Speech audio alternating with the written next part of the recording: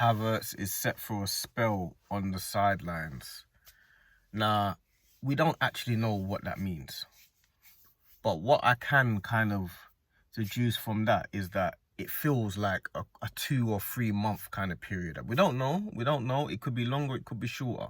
But it just feels like that report just feels like it's more likely to be quite a long spell, which is roughly the 2, 3, maybe 4 month kind of mark. That's how it feels. It's one of those extended periods.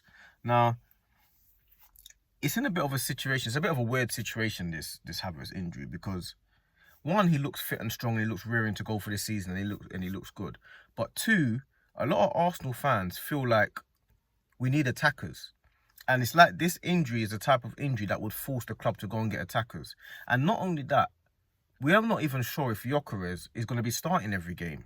So, on one hand, it's like we need this player fit for the title.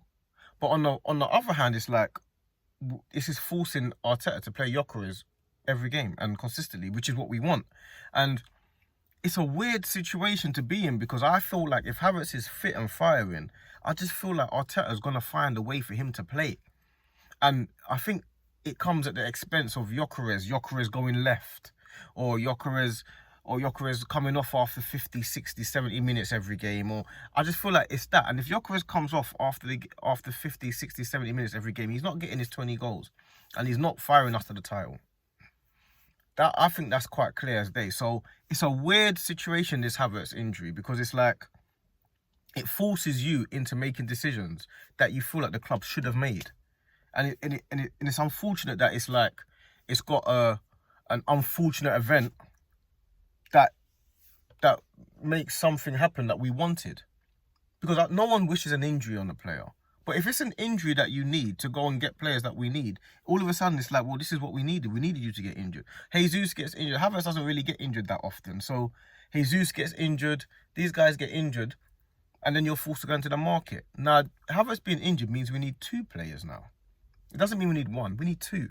And not only do we need 2 players, we need... What he's going to do, what Arteta's going to do, is going to play Marino as the backup striker. We know that already. But Gyökeres needs to be playing now, which he will do, every game for the whole game, which is what Arsenal fans have wanted. And I feel like if Havertz was there, that wouldn't have happened. That's the first thing. The second thing is we now need a left winger and another attacker. We need 2 attackers now. And it's kind of like serves you right in a way. It's kind of like serves you right. You fail to prepare, you prepare to fail. That saying my dad used to tell me when I was young. You fail to prepare, you prepare to fail.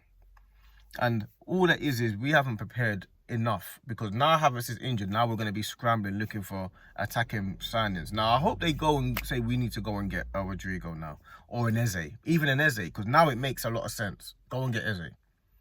Not to say he needs to be playing up front, but as a squad player, as a squad member, we need attackers as squad members in the squad. Let them all fight for their position. We need these guys in the squad. So it's really unfortunate for Havertz, because I feel like Havertz was about to have a series. He looks ready, he looks well, he looks pacey, he looks strong. I think he's about to have a good season. But this is what happens when you don't prepare properly. This is what happens. You get an injury to a fairly key player, and we haven't got a replacement for Havertz. And the thing is as well, I think a lot of the fan base will probably be, I wouldn't say happy about this, but I think they'll be like, this forces Arteta into doing what we want him to do. And I kind of have that same mindset. I'm not happy that Havertz is injured, but I'm happy that we're being forced into making drastic decisions, because we're going to have to make a drastic decision now. I know they were saying that the Madueke deal doesn't impact on the Eze or Rodrigo deals. Okay, well, boy, you better find the money from somewhere now. The money has to be found immediately, because Havertz's injury is a big problem. Because all of a sudden now, you've re-signed Trossard. We ain't got no second striker. Now you're going to say, yeah, we can play Marino as there. Okay, so now Marino is our second striker. Who's our second midfielder? Oh, what are you going to say? Lokonga? Because that's who's there. Who's our number 8? What are you going to do then? Buy a defender and put Miles Lewis-Skelly in the 8? Because these are the things you're going to have to conjure up now. Because all of a sudden, Marino is now our backup striker. So he's our backup striker and our backup 8. So what are we doing now? What we're doing now, it's unfortunate for Havertz, man. It's unfortunate. I don't know how long it's going to be. It could be a long time. It could be a short time. But I think it's going to be a long time. Knee injuries are complicated. Knee injuries are... And they're awkward to come back from. Look at Jesus. Jesus is always out injured with knees. You can have a bad knee at some point, all of a sudden, you never get your knee back. You know what I'm saying? You never get your come back to how you were. So it's a shame. It's a shame. But it's a shame that forces Arsenal into doing some business. Or what it can do, you can get an opportunity for Max Darman or Ranieri to now step up, because I don't actually know what the plan is. Arteta has this fascination with Havertz, and this fascination with Havertz that he has was what the problem was for the Arsenal fan base and the Arsenal supporters. We feel like your fascination with Havertz and your stubbornness to try and prove us wrong and to prove that Havertz was a good signing and putting him on 280 a week and big contracts, and that was impacting on other signings, and that's setting us back. A lot of people feel like the Havertz signing has set us back. So I hope now that what this does is it forces Arsenal into the market, but it also forces Arteta to play Gyökeres consistently. And I hope Gyökeres now just shows everybody why, without the fear of, or the thought of, oh, am I fighting for my position? Without the thought of, oh, Havertz is over there, he's coming on in 60 minutes regardless of how many I've scored or how well I've played. Gyökeres now knows for the next few months, I'm the main man, I'm the starting man. So you've got your chance now to go and do your thing.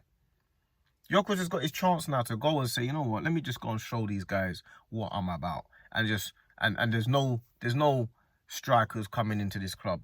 There's no player that can come and say, yeah, you're coming off of 70 minutes. No. Gyökeres, you start every game, you play the whole 90 if you're fit. That's how it should be. There's certain players you don't take off the pitch, and he needs to be one of them.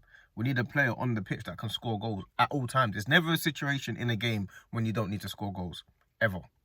So, it's like I say, it's a weird situation, this one, because it's like Havertz is injured, but then it forces Arsenal into making decisions. And we needed Arsenal to make some drastic decisions. So yeah, I hope Havertz has a speedy recovery, man. I hope he has a speedy recovery and gets back, because we need this squad. We need the squad. But I hope in the time that he's out, Gyökeres can cement himself as the top striker, one of the top strikers in world football that we know he is, and prove that why we bought him for, what we bought him for. So yeah, man, that's my thoughts on the Havertz injury. Like and subscribe, all that good stuff. And like Stricto says, do what you do for everyone else, but do it for me. You get me?